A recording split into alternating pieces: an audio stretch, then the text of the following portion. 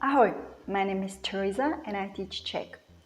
In today's video, we continue the dialogue with Nick, a fellow YouTuber and a Czech tutor. The aim of this video is to see Nick's perspective on teaching Czech while learning new useful vocabulary. Before you watch this video, make sure to watch also the first part with Nick's introduction.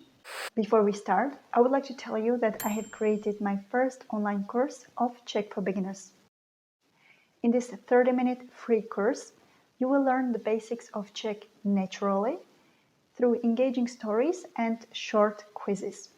If you want to take it one step further, you should definitely enroll also to the follow-up course. Both of the courses are on the platform Udemy and the link is below the video. Now, we will watch 1 minute of the dialogue and then we'll comment on it. Here we go! Nikolasi, kde bydlíš? Já bydlím tady v Praze. V centru Prahy nebo Ne, na okraji Prahy. A ty učíš češtinu, viď? Ano, učím češtinu. Začátečníky nebo i pokročilý studenty? Nejvíce mi baví učit úplné začátečníky a komunikovat s nima česky od prvního dne, i když jim to nejde. I když vůbec neumí česky. I když vůbec neumí česky, to je nejlepší sranda, to je jak divadlo. No to je super. Nikolasi, proč učíš češtinu? Učím češtinu, protože taky se učím jazyky a je zajímavé vidět jinou perspektivu z českého jazyka. Takže tě to baví. Ano, baví mě to. Now, let's discuss some interesting points. First, I ask Nick, kde bydlíš? Where do you live? Nick replies, bydlím tady v Praze. Each time when somebody asks you, kde bydlíš, it means you in singular. You reply, bydlím v, I live in. Check out my free course to see how the verb bydlet changes for each person. I ask Nick, v centru Prahy nebo na okraji? Do you live in the center of Prague or on the outskirts? Same thing, you can always say bydlím v centru Madridu, Paříže, New Yorku, or you can say bydlím na okraji. That means on the outskirts of a city, of that city. Then I ask Nick, ty učíš češtinu? Remember in the first part of this dialogue, Nick says, učím se jazyky. Učím se jazyky. Učím češtinu. Can you see the difference? Učím se jazyky. I learn languages. Učím češtinu. I teach Czech. Učit se is a reflexive verb, meaning that you do the action to yourself. You learn yourself Czech for yourself. Učím se česky or učím se francouzsky. But if I say učím češtinu, I teach Czech. Já učím tebe česky. I teach you Czech. So we have a subject and an object that's different. So that's why it is not a reflexive verb. But učím se česky, já se učím česky. I learn myself, I receive the same action. The subject is the same. So there's only small difference. Učím se, I learn, učím, I teach. Then I ask Nick, učíš češtinu pro začátečníky nebo pro pokročilý studenty? So, začátečník is a beginner because začátek is a beginning. So when you start learning Czech, you can say učím se česky, jsem začátečník. Or jsem úplný začátečník. I'm a complete beginner.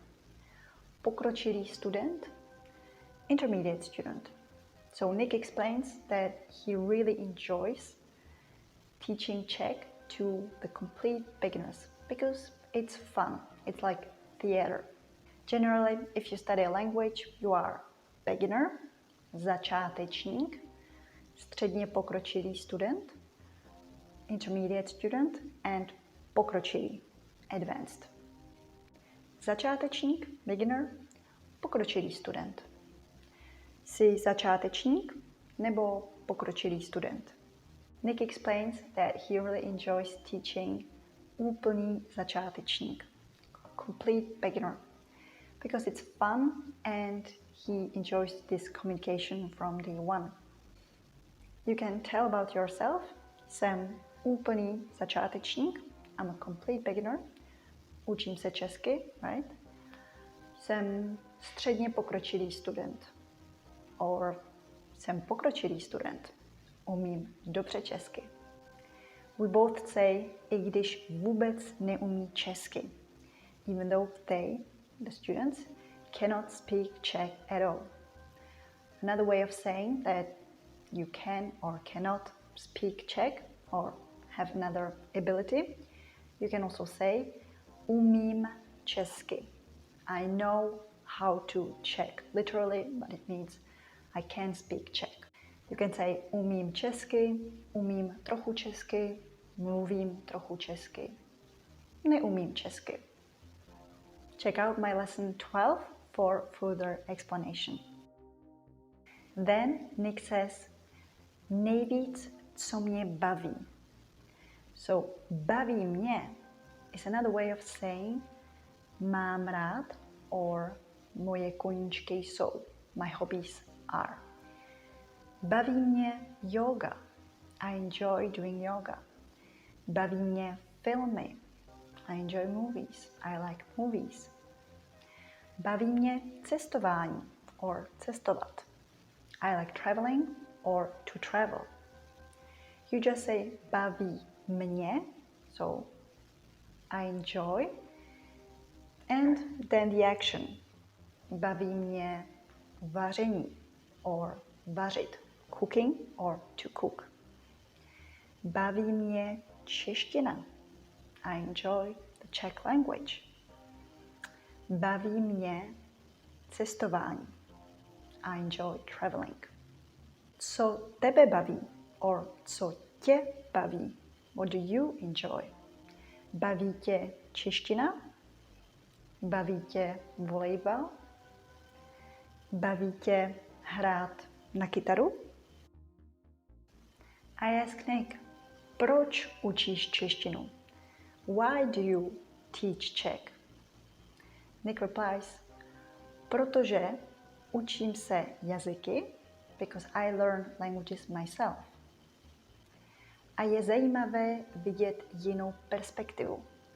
It's interesting to see another perspective. Zajímavé, interesting, is a perfect diplomatic word because you can say it to anything. Even if you are začátečník or pokročilý student, you can say, to je zajímavé. Just about to anything. Zajímavé is a very useful word if you don't have enough vocabulary to talk about a specific subject or if you simply want to avoid talking about it at all. To je zajímavé. That's interesting. To je zajímavý film. That's an interesting movie. Ty jsi zajímavý student. You are an interesting student. I encourage you to start using this in your daily practice because it's just very useful and practical.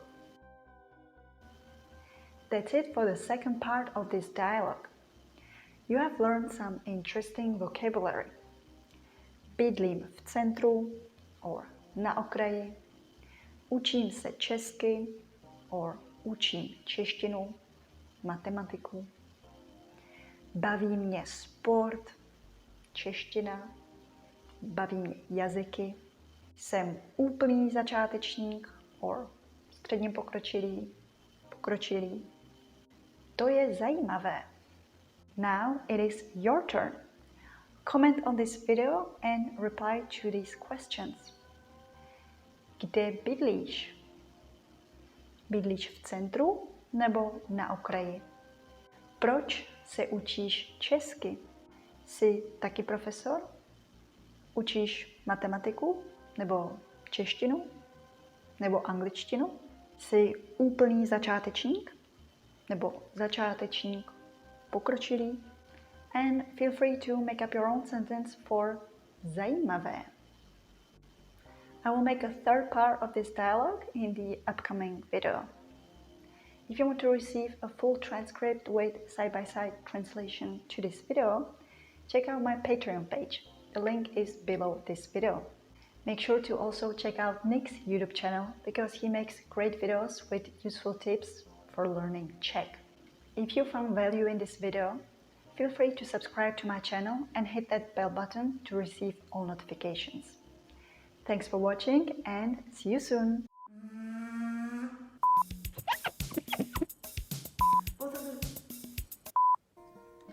Hello, darkness, my old friend.